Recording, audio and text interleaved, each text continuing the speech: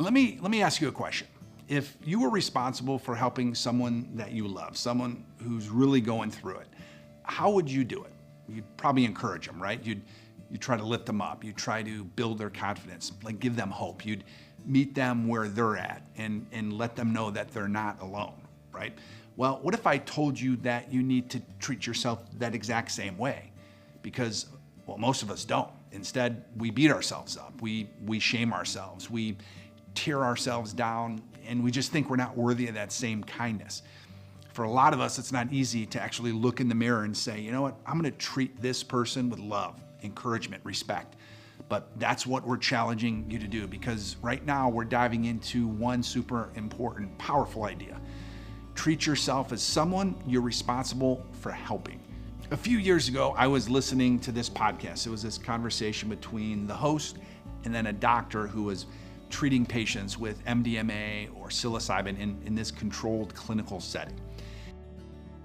And this isn't random recreational use. These are like carefully monitored sessions where people grappling with deep trauma, depression, PTSD, they explore their minds in this like safe environment. And this is a very new science, but this doctor explained something super fascinating. He said, under the influence, that most people often find themselves transported back to childhood. Like this big door swings wide open and it reveals these memories, these feelings. They see themselves as this younger person, right?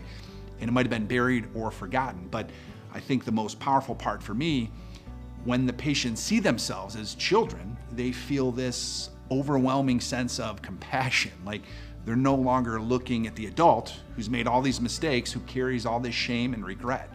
They see this small, innocent child themselves who is maybe hurt, scared, so misunderstood. And in that moment, they reach out with kindness. They forgive, they heal. Now, I don't think we need a substance to access that same compassion. We can actually do it right now. And it might feel a little bit weird talking to yourself like this, but trust me, it works. You can have this conversation in your mind, in your head, but if you close your eyes for a second, if you picture yourself as a little kid, maybe 5 or 6 years old, and you see that kid standing there, maybe with nervous eyes or a shy smile, about to walk into a world that's tough, you just ask yourself, would you ever speak to that child the way you're speaking to yourself right now when you're frustrated or disappointed? Would you tear that kid down? Would you call them hopeless?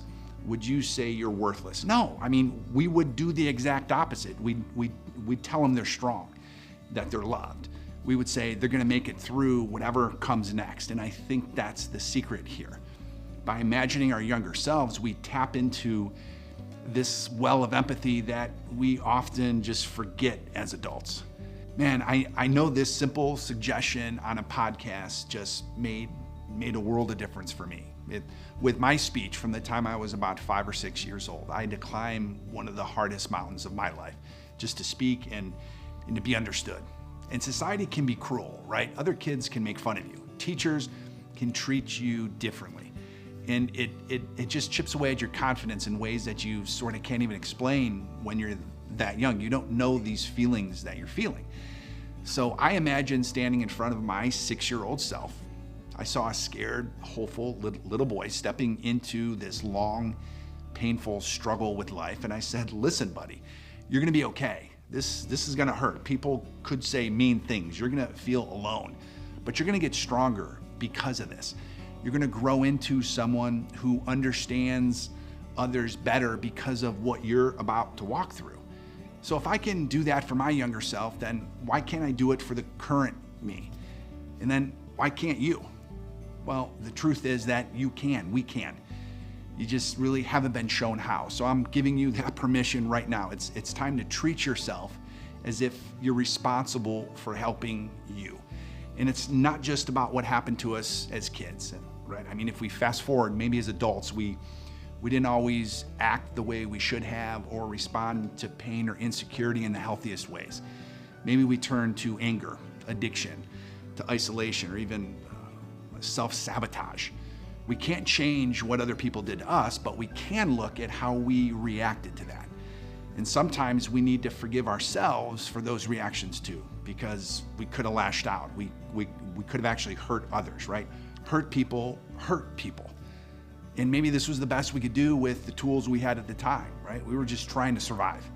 So I think here's where we can start. If we just close our eyes and visualize a younger version of us, this vulnerable version of us, like really see you, see their face, their eyes, grab a picture if you need to, and just talk to them. Again, this can be in your head, but tell them what you wish someone had told you, reassure them, lift them up.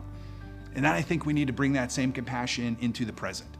When we catch ourselves being too critical, just stop and ask, would I say this to this younger version of me? Would I tear that kid down, or would I build them up? Maybe we just have to shift our tone. We have to forgive ourselves for the past. I mean, we can't rewrite history, but we can stop replaying it as this source of shame and recognize you did what you could at the time, and then let it go. Move forward, determined to help yourself, not harm yourself with this weird judgment. This is how we change self-image.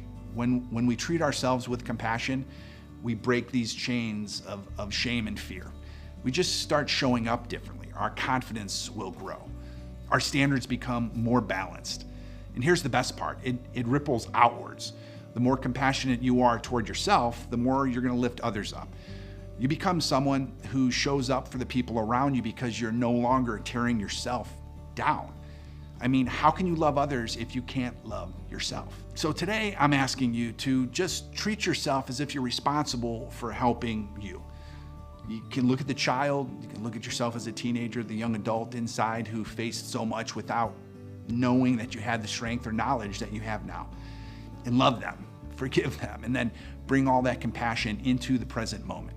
And hey, if you feel weird imagining your younger self, well, that's okay. The things that really bring change usually start out feeling just a little bit different.